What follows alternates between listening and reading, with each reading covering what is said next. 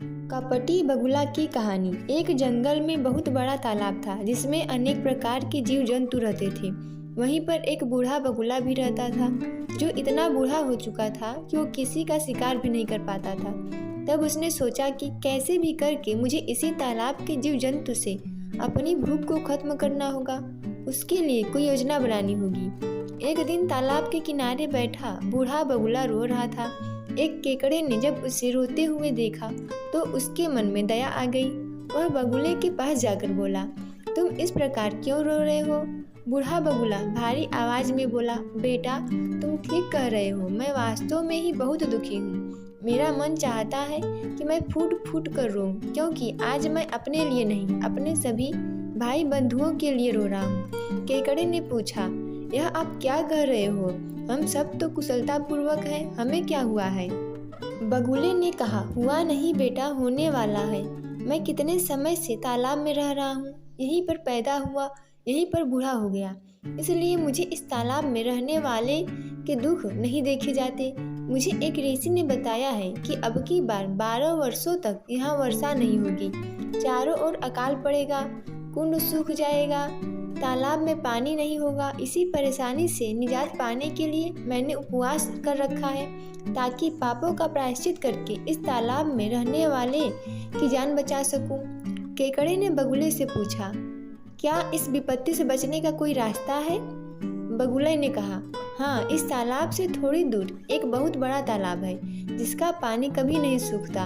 यदि आप सब मिलकर वहां जाने का निर्णय कर लें तो अच्छा है। मेरा क्या है, मैं तो जब भी चाहूँ जा सकता हूँ।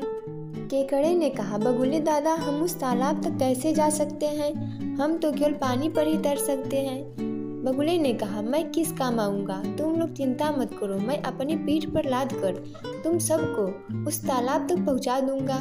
केकड़े ने बगुले की सब बात जीव जंतु को बता दी। सब डर के मारे चिंतित हो गए और यही सोच रहे थे कि वो ही सबसे पहले बगुले की पीठ पर बैठकर उस बड़े तालाब में चले जाएं। बगुला मन ही मन बहुत खुश था, क्योंकि उसकी योजना सफल होती हुई दिख रही थी।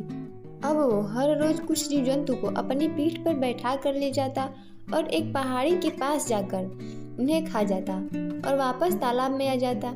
अब रोज बूढ़ा बगुला होशियारी से तालाब के जीव जंतु को खाने लगा। केकड़ा भी रोज बगुले को उसे तालाब में ले जाने के लिए बोलता था, लेकिन वो कुछ न कुछ बहाना बना देता था और बोलता, तुम्हें भी ले चलूंगा, अभी जल्दी क्या है, धैर्य से काम लो। एक दिन दुखी होकर केकड़े ने उससे पूछ ही लिया, दादा तुम मुझे यहाँ से लेकर क्यों नहीं जा रहे हो? क्या मैं यहीं पर मरूंगा? मैं अपने दादा के होते हुए यहाँ नहीं मरना चाहता। आज आप मुझे यहाँ से ले चलो। बगुला केकड़े की जिद के आगे हार गया और उसे अपनी पीठ पर बैठाकर उड़ गया।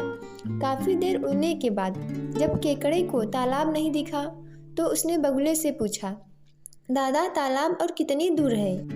बगुला जब एक पहाड़ी के ऊपर से उड़ रहा था तो उसने सोचा कि ये जल का जंतु यहाँ पहाड़ी पर मेरा क्या बिगाड़ लेगा, अब केकड़े को सारी बात बता देता हूँ। तभी उसने अपनी शान मारते हुए कहा, बेटा तू तालाब को भूल जा, ऐसा कोई तालाब ही नहीं है। यह सब कहानी तो मैंने तुम लोगों को पागल बनाने के लिए गढ़ी थी, जिसमें तुम सब फंस गए। अब मैं अपना शिकार करता हूँ। जब मेरा सीधे ढंग से पेट नहीं भरा तो मैंने उल्टे तरीके से पेट भरने का रास्ता निकाला। केकड़ा समझ गया कि यह तो कपटी धोखेबाज है, इसने सभी जीव जंतुओं को खा लिया, आज ये मुझे भी खा जाएगा। मौत को सामने देखकर केकड़े ने समझदारी से काम लिया। उसने अपने दोनों दांतों से बगुले की गर्दन को दबोच लिया। हाय मैं मरा, ये बोलते हुए बगुले के गले से अंतिम चीख निकली और वह धड़ाम से धरती पर गिर गया।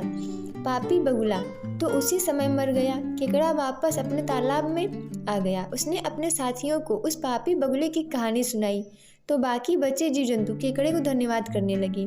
इस कहानी से हमें सीख मिलती है कि हमें किसी की बातों में इतनी जल्दी नहीं आना चाहिए और पापी चाहे कितने झूठ बोले, धोखे दे, किंतु पाप का घड़ा एक ना एक दिन भर ही जाता है।